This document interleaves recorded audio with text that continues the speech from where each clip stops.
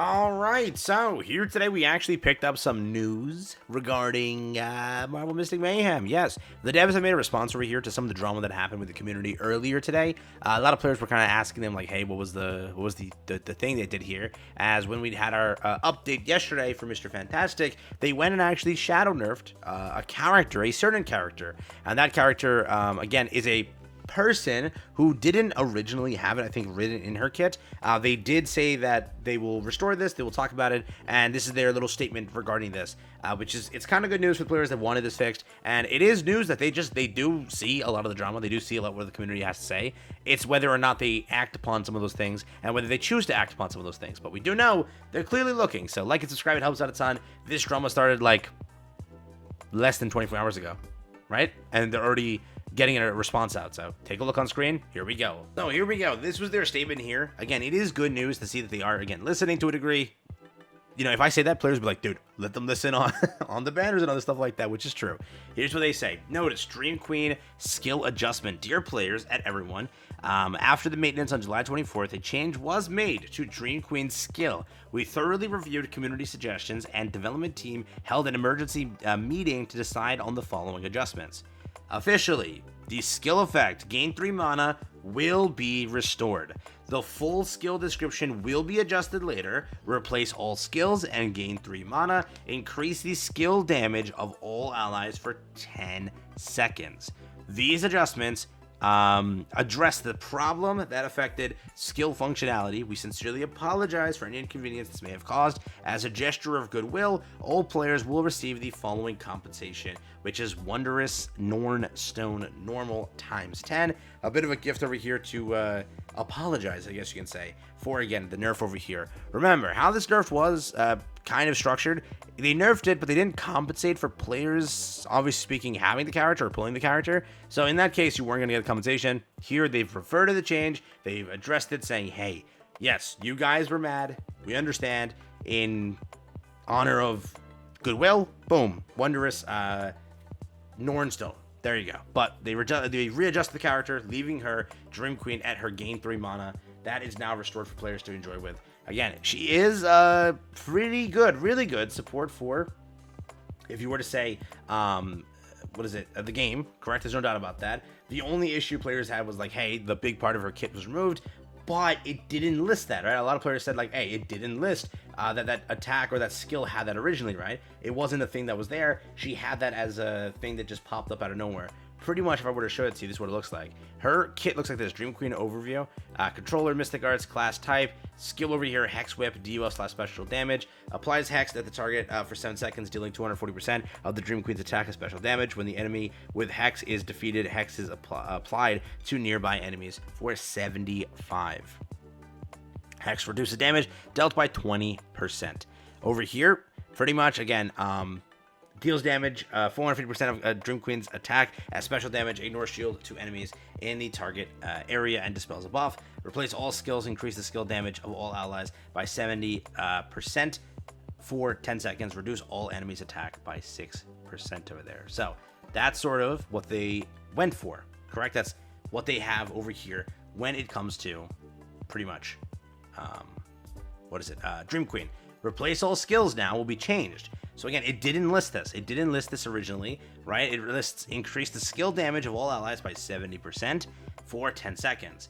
Now it's going to be replaced tilled, so the full skill description will be adjusted later, saying replace all skills and gain 3 mana, increase the skill damage for of all allies for 10 seconds. So what they're pretty much adding in now is the description. The 3 mana is there originally, whether they or not they designed that. She had that on her kit. She was functioning as that. Players who read it didn't know that, yeah, she has a gain 3 mana on her.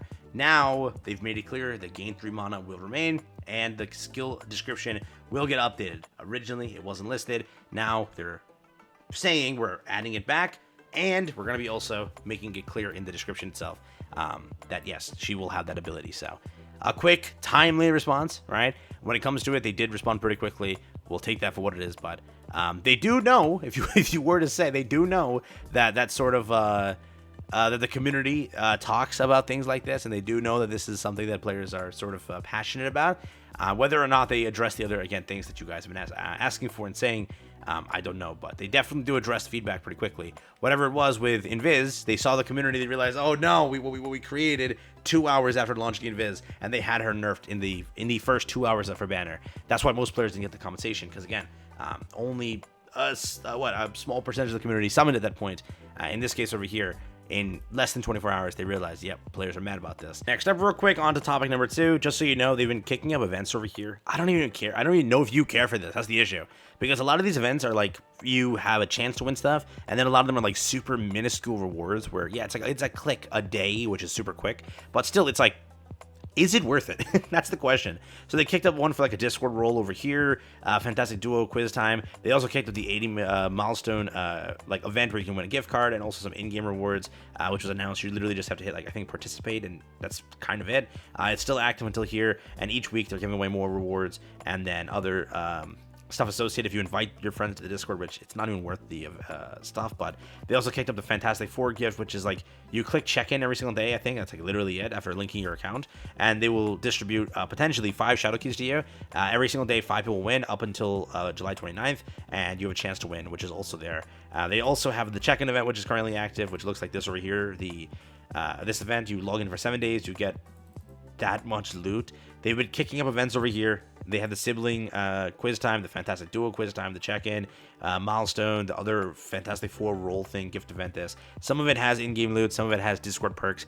I'm just a messenger. If you want to enter in these events, I keep getting pinged for them, and some players are excited for them. If you want to enter in, be my guest. If you don't give it in, I'm kind of with you. Most of this is kind of mediocre, so up to you, but that's active. But yeah, yesterday we talked about this over here, or earlier today we talked about this over here. Yes, Loki is coming to the game. This stuff is coming here associated. So a lot of players asked me like, hey, is it officially coming out on the 31st? And yes, this version update has been confirmed for the 31st. It said it over here, and it also said that each version update launches with a new character. So yeah, Loki should be your 31st character. If you are interested in Loki, don't pull for Fantastic. Don't pull for Invis if you like Loki as a character. Right now, we don't know how his kit is. If we're going off the previous launches, whatever it is, Reed is very, very good. Sue is very, very good. Iron Man is very, very good. And Captain America is very, very good. All banners they've done so far, they're very solid, very strong. And they each have their own use case, and you can understand why they've been designed the way they have. In this case, Loki should be the same way. So to confirm it for you, yes, it seems that with what they've stated, Loki should be the launch banner on July 31st. From that point, it should be 2 weeks until a new banner launches. That being a new banner, we most likely will be getting around the first week of August a rerun banner of some sorts. We don't know who it is yet. Some sort of rate up banner for a character we already have. Then again, the week after, new character. Then again after that, a rerun banner. Then again after that, a new character. That is most likely the way they're doing things over here. Every 2 weeks, a new character debuts. Your next character is Loki, dropping on July 31st. If you're interested, pull. If you're not interested, don't pull. It's up to you. But remember, you do have 2 insane banners active right now, both Sue Storm and the one and only Mr. Fantastic.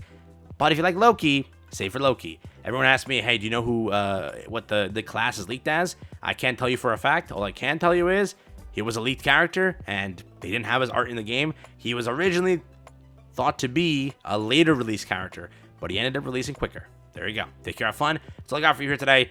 Good news, they responded to your, to the drama, pretty much, and those events, and this over here. Hope you enjoyed the video.